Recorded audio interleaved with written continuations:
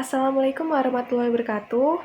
Di sini kami akan mempresentasikan tentang segmentasi, targeting, dan positioning pasar di mata kuliah Manajemen Pemasaran. Pertama, kami akan memperkenalkan diri terlebih dahulu. Kami dari kelompok 1 yang terdiri dari 4 anak yang bernama Ahmad Alvan Anwaruddin, NIM 8, Febriana, NIM 31, Eva Nurhayati, NIM 49, dan Karina Melekananda, NIM 99.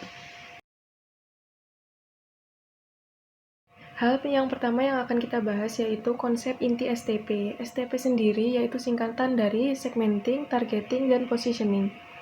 Segmenting yaitu hal pertama yang Anda harus lakukan, yakni Anda harus mampu mengelompokkan pengguna produk Anda berdasarkan pada usia, tempat tinggal, penghasilan, gaya hidup, atau bagaimana cara customer menggunakan produk Anda. Setiap segmen-segmen memiliki karakteristik dan perilaku berbeda-beda, sehingga Anda harus menggunakan studi orang lain yang sudah berpengalaman sebagai indikator dalam membuat kelompok-kelompok sarana program tersebut. Untuk targeting, tahapan selanjutnya, di mana Anda harus memutuskan untuk memilih dari kelompok-kelompok segmen produk Anda untuk dijadikan target market atau skala prioritas. Anda harus melakukan beberapa proses survei terlebih dahulu untuk memudahkan Anda mengetahui kondisi pasar agar strategi pemasaran STP tidak salah sasaran. Sebaiknya, proses survei dilakukan tidak hanya sekali, tetapi beberapa kali, hanya untuk memastikan hasil survei sesuai dengan harapan. Dalam proses survei, Anda harus bisa langsung mengambil sampel beberapa customer yang Anda targetkan atau beberapa narasumber terpercaya sebagai bahan untuk mendapatkan hasil survei yang maksimal. Lalu, yang ketiga yaitu positioning. Ini adalah tahap terakhir. Anda harus mampu menjelaskan posisi produk kepada konsumen. Maksudnya yaitu posisi di sini lebih kepada penempatan produk Anda bila didasarkan dengan pesaing dan kompetitor. Apa saja yang menjadi keunggulan maupun perbedaan dengan pesaing atau kompetitor. Selain dua hal tersebut, Anda juga harus mampu melakukan positioning berdasarkan pemakaian produk. Positioning berdasarkan kendala produk dan positioning berdasarkan dampak produk itu sendiri. Konsep nilai pelanggan. Nah, di mana nilai pelanggan atau disebut juga customer value itu merujuk pada pemanfaatan yang diperoleh pelanggan dari suatu produk atau jasa dengan upaya dan pengorbanan yang dilakukan untuk mendapatkan dan menggunakan produk tersebut. Di mana nilai pelanggan ini memiliki manfaat.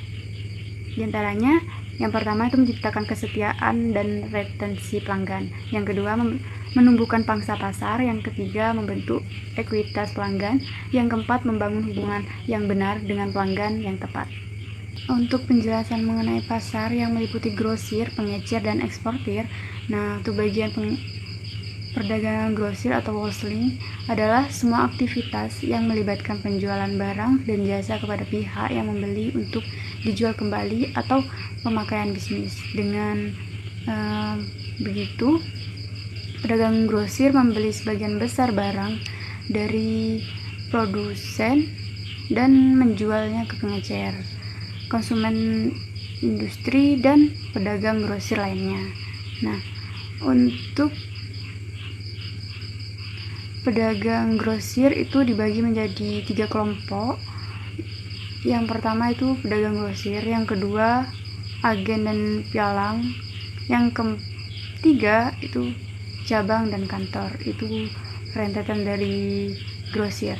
Pedagang grosir ini memiliki atau untuk menambahkan nilai itu dengan cara melakukan 1 atau 2 lebih saluran, yaitu seperti berikut: menjual dan mempromosikan, di mana pedagang grosir ini membantu produsen mencapai banyaknya pelanggan kecil dengan biaya yang terendah.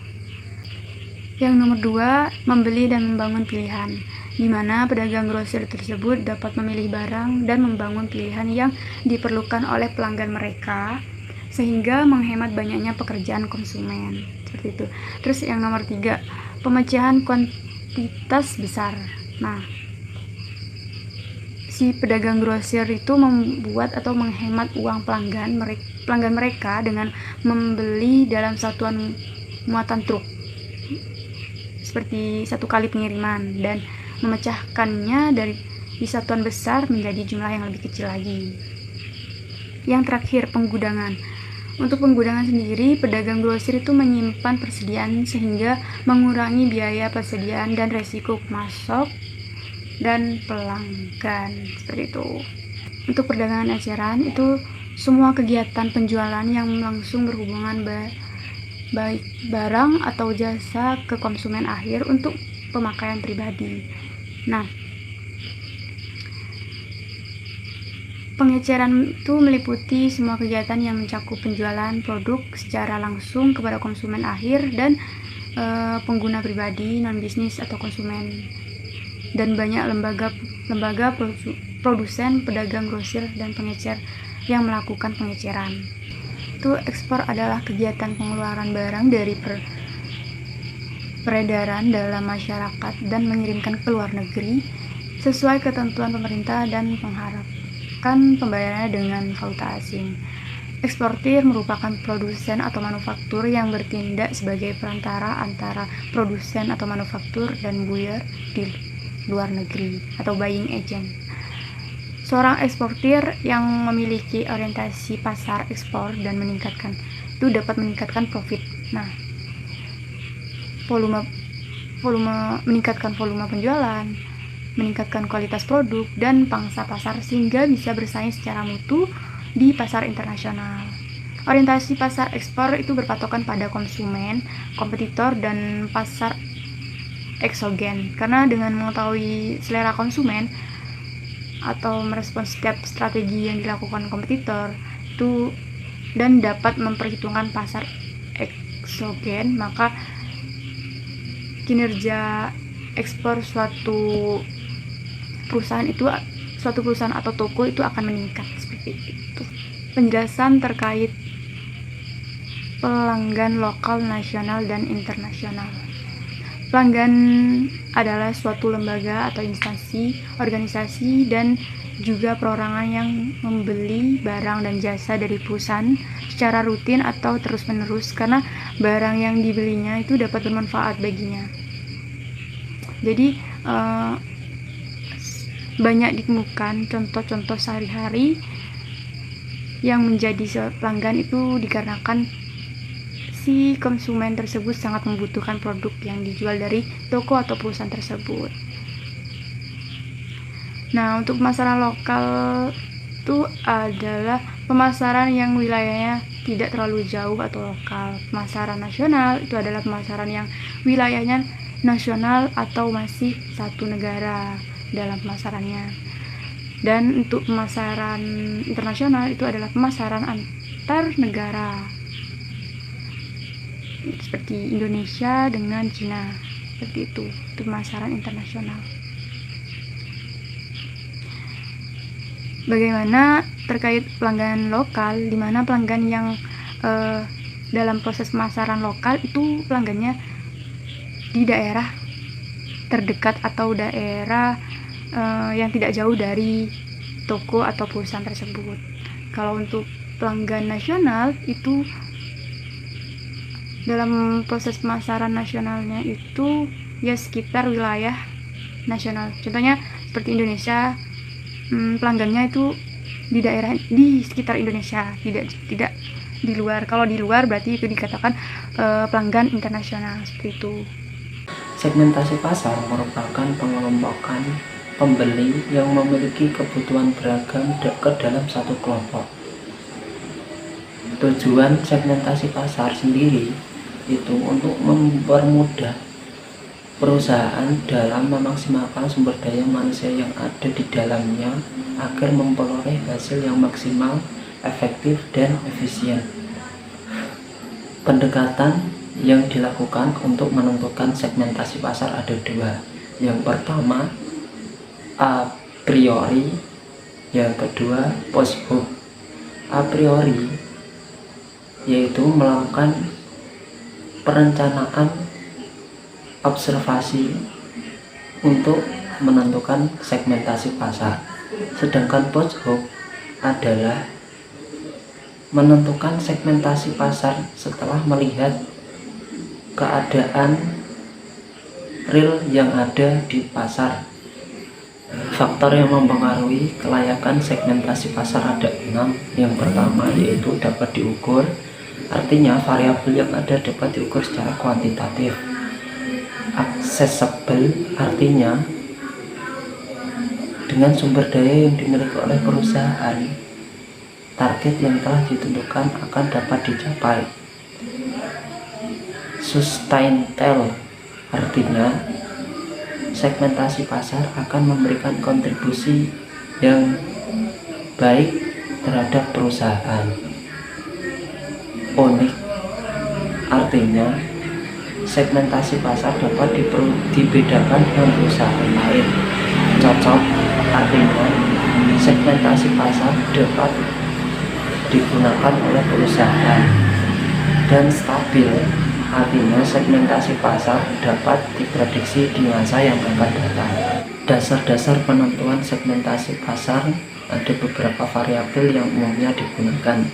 Yang pertama yaitu geografi, meliputi iklim, kepadatan penduduk, dan daerah. Demografi meliputi agama, ras, suku, jabatan. Perilaku meliputi sikap, manfaat, pengetahuan, dan psikografi meliputi kepribadian, kelas sosial. Macam-macam segmentasi pasar ada 4. Yang pertama, segmentasi pasar berdasarkan geografi dan geodemografi yang biasa dilakukan saat pertama kali ingin menentukan segmentasi pasar. Yang kedua, segmentasi pasar berdasarkan demografi. Hal ini akan membuat segmentasi pasar dapat dikelompokkan menjadi kelompok-kelompok kecil yang sesuai dengan kebutuhan konsumen. Yang kedua, segmentasi pasar berdasarkan perilaku yang didasarkan pada sikap, kepribadian, dan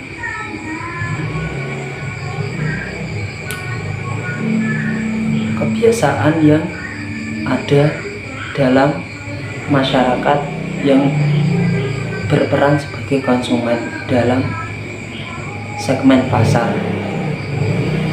Yang terakhir, segmentasi pasar berdasarkan psikografi dan gaya hidup. Segmentasi pasar ini diketahui setelah melakukan observasi pada karakteristik yang ada di masyarakat sebagai pelaku konsumen. Pendekatan-pendekatan yang digunakan dalam menentukan segmentasi pasar industrial. Dasar-dasar yang biasa digunakan dalam menentukan segmentasi pasar industrial yaitu yang pertama, kemiripan tugas pembelian, baik itu pembelian ulang, baru, maupun secara langsung. Yang kedua,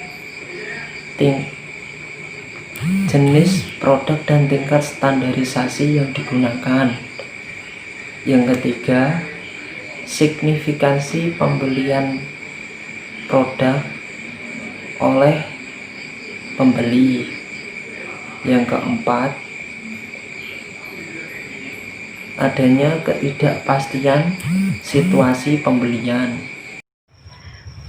Untuk yang selanjutnya yaitu positioning.